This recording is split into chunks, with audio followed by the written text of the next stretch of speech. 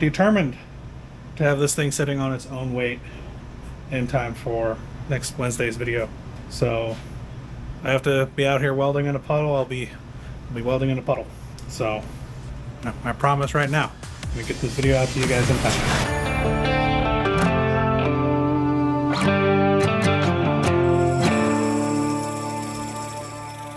What do I even say? What do we say? Where are we starting? It's hot. It is hot. It's really hot. It's hot, but worse, it's muggy. But we're back in the garage, starting off this video right here. Although, if you can tell by looking at me, we've been out here for a bit because went ahead and got the other side of the suspension all buttoned up. So that's now, doing its thing. And Wizard, if you want to get on that wheel, show them the little problem we realize we have now. The tie rods are just welded directly to this bar, and we thought that would be pretty strong, but I don't know how easy you can tell that through the camera. Yeah, there's a bit there. But what's happening is that this is actually, just from his legs, putting enough torque on this bar that it's causing the whole thing to bend inward, which is then allowing the wheel to tow some. So what we need is a brace to go straight across, which is convenient for us because we also need to have something there to mount the transmission. So pretty sure we'll be able to just tie all of that into one big thing, and in all honesty, shouldn't be too hard to build. After that is done, we have some goodies on the way, a couple parts being laser cut. Got the coilovers on the way. They should be here soon, and when they are, I think this thing will be sitting on its own shocks and you'll be able to roll it around. Maybe we decide to pull it behind the truck or something. I don't know. That'd be kind of fun, huh? Pull it for a lap around the neighborhood just to see how it feels. Now here is what I'm thinking we're going to build this brace out of. Piece of metal that's honestly way too damn big for what we're doing. Now, I don't think we need this much metal bracing it, but I have it already, which means I don't need to order more. So I'm going to use it. For those who are new here, first of all, welcome to the channel. This is our Maserati V8 Swap 2001 Porsche Boxster. It's been an ongoing project over the last few years, and we're currently repairing the damage the rear end took at Bristol back in August 2022. That being said, we figured why simply repair the frame when we could try building a whole new rear end? And since we're doing that, why not also do something a little extra with the suspension? That's where we're at now, finishing up our multi-link pushrod suspension. Enjoy.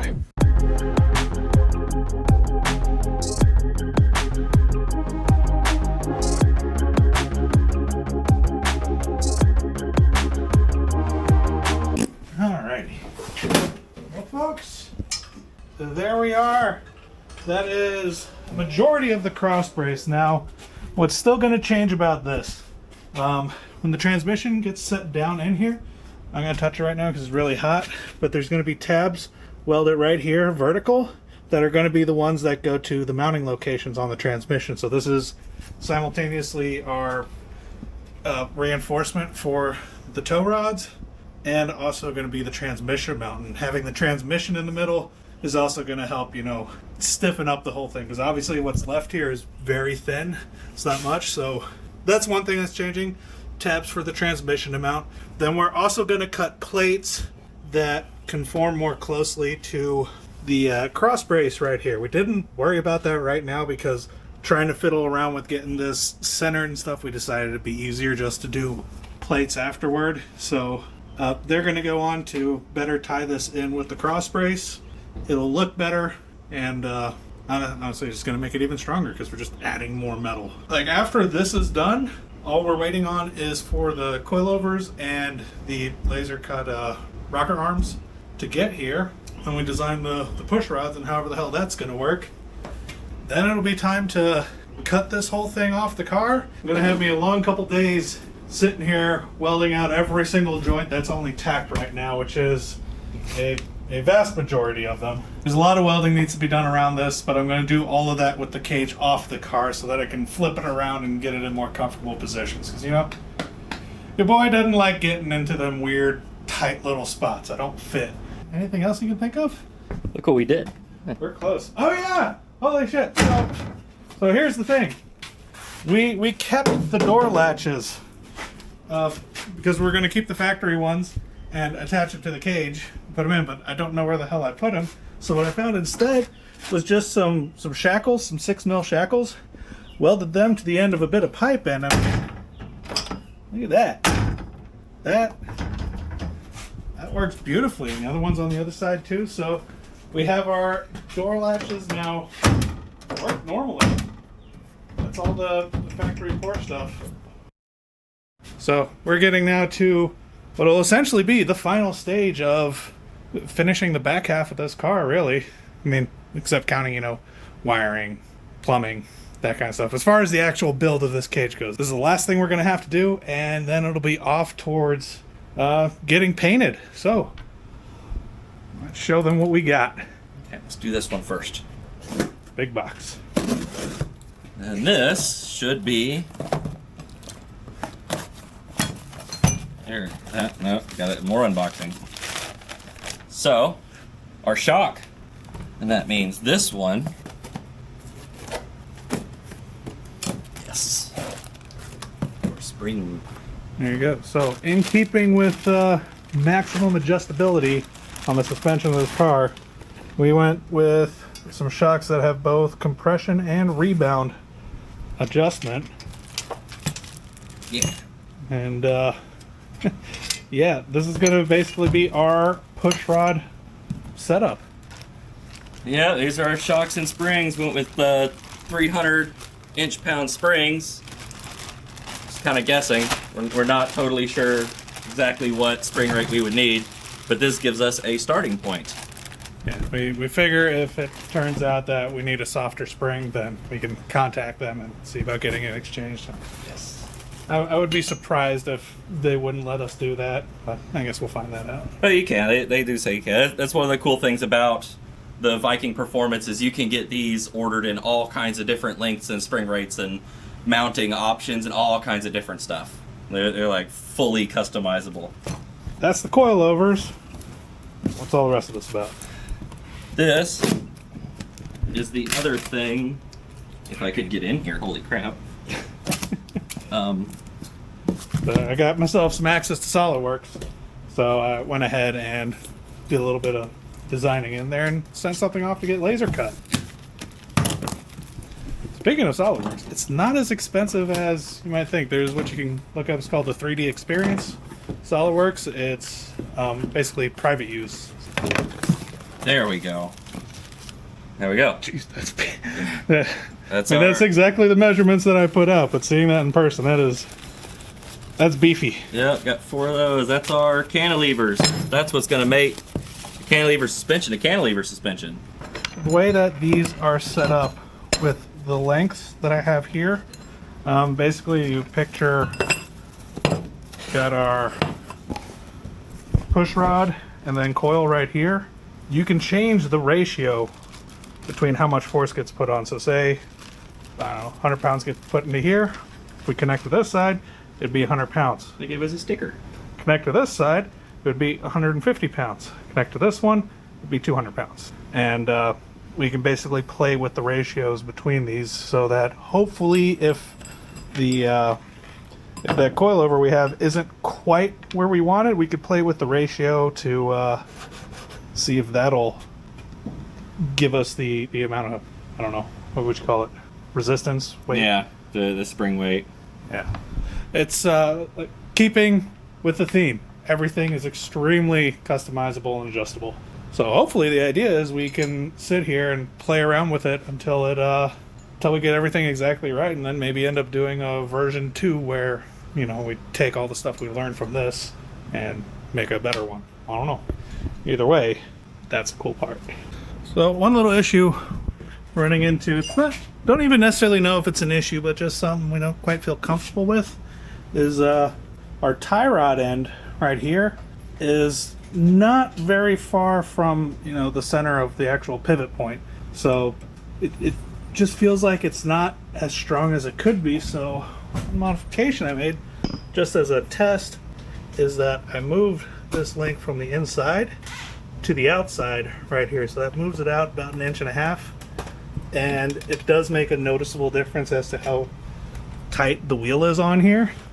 So one thing I'm going to be changing is this bracket right here, I'm going to weld on an extension to it so that I can then have another tab here that supports this further off from the center. I already measured the what's it called, the bump steer in it, and it's still less than half a degree of bump steer across the full motion, so should be okay on that front. But you know, don't want the wheel flying all over the place under throttle. That'd be quite sucky.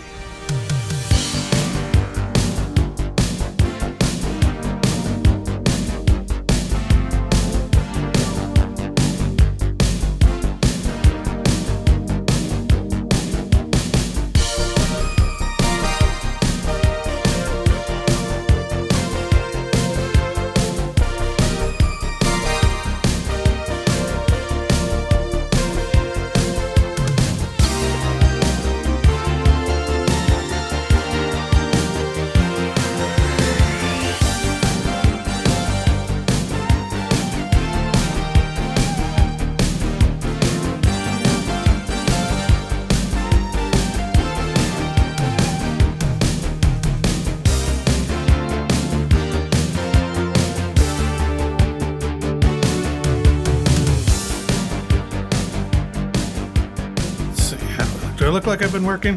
Feel like I've been working. We both been working. Thought today was going to be a quick, just get it all together, do a little welding. You know how it goes. Small complications here and there make this thing take forever, but this is where we're at. This right here is the actual rocker, fully assembled. Now I am thinking that I'm probably going to end up welding some more plates to the front of this just to make it stronger, although I honestly don't think it's necessary. Look at that, it turned out all right. But anyway, so this is going to mount on like that, and that's where it'll sit doing this. What we now need to figure out, because we have the other attachment point right here, is where exactly is this going to sit. And I'm thinking basically line the center of the 3 holes up with the axle, and that'll be the midpoint, because the one concern is that basically these holes are moving side to side a bit as they go up and down, and we need to make sure that all of that stays within, you know, how much movement these heim joints have side to side, because right here is basically as it goes up, it's going to go out and then in again, so it'll do that repeatedly. And then the top one also, as that travels up and down, this is going to be doing that. So need to figure out how we can line it up to stay within the motion of the heim joints. That being said, they do have quite a range, so I don't actually think it'll be much of a problem. Just something we need to take into consideration before we do more than tack weld things together. Yeah, once that rocker is there, then just got to figure out where exactly back here the back end of the coil is actually going to sit. And then we're done. Then we have ourselves a push rod suspension.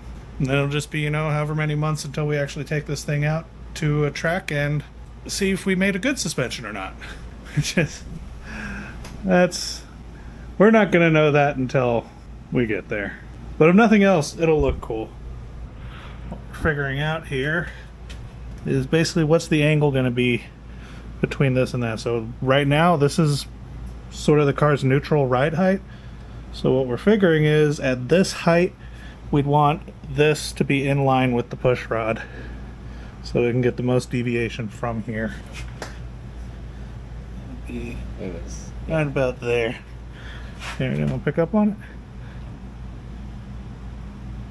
That's so cool.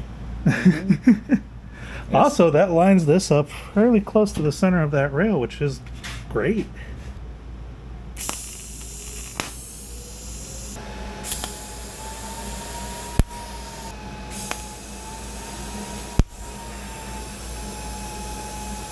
That is the top half of these guys welded in.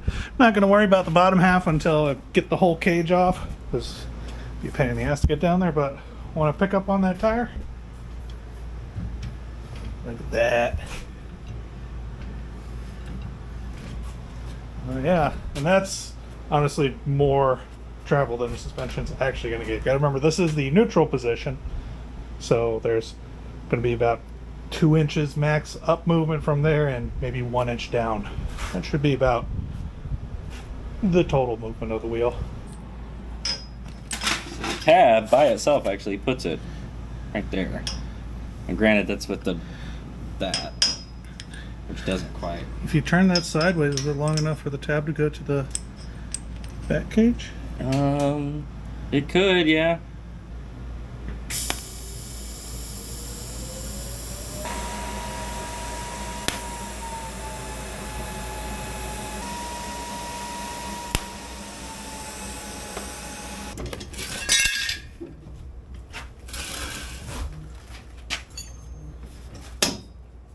I think it's a bit soft. Gonna need a little preload.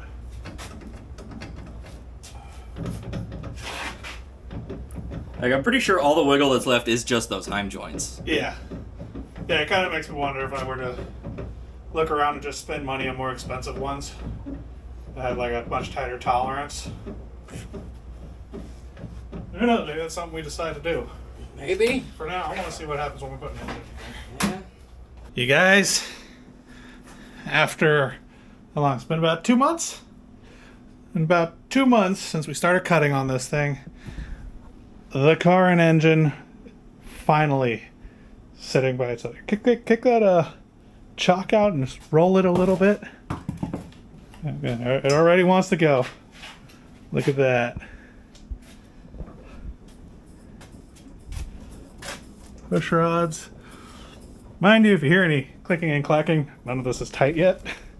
We just wanted to get it all set in there. Look at that. That again.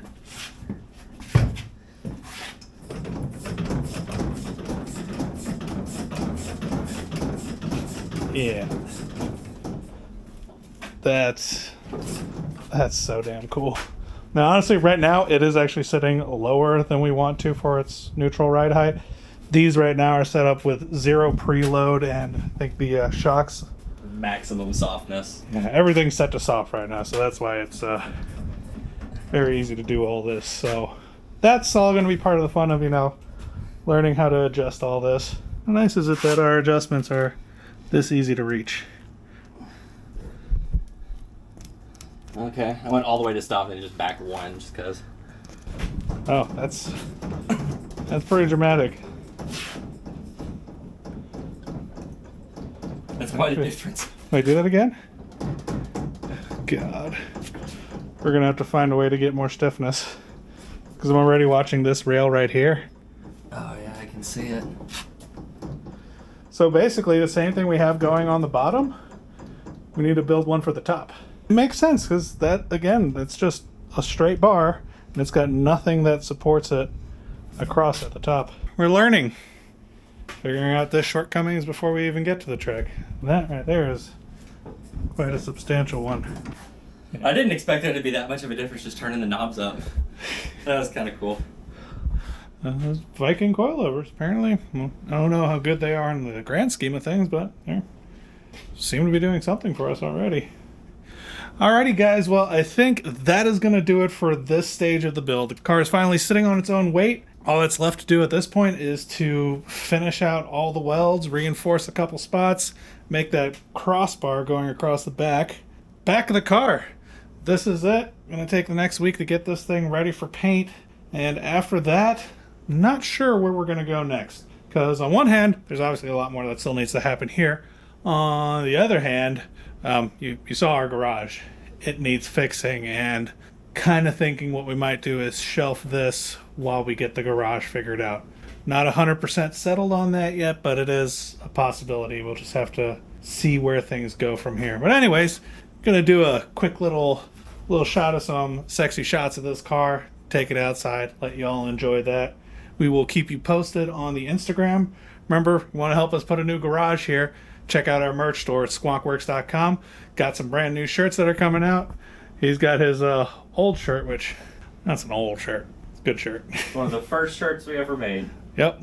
I don't think you can actually buy these. Anyways, thank you so much for watching. Thank you so much for following it up to this point, and we hope to show you where it's going to go from here. See you in the next one.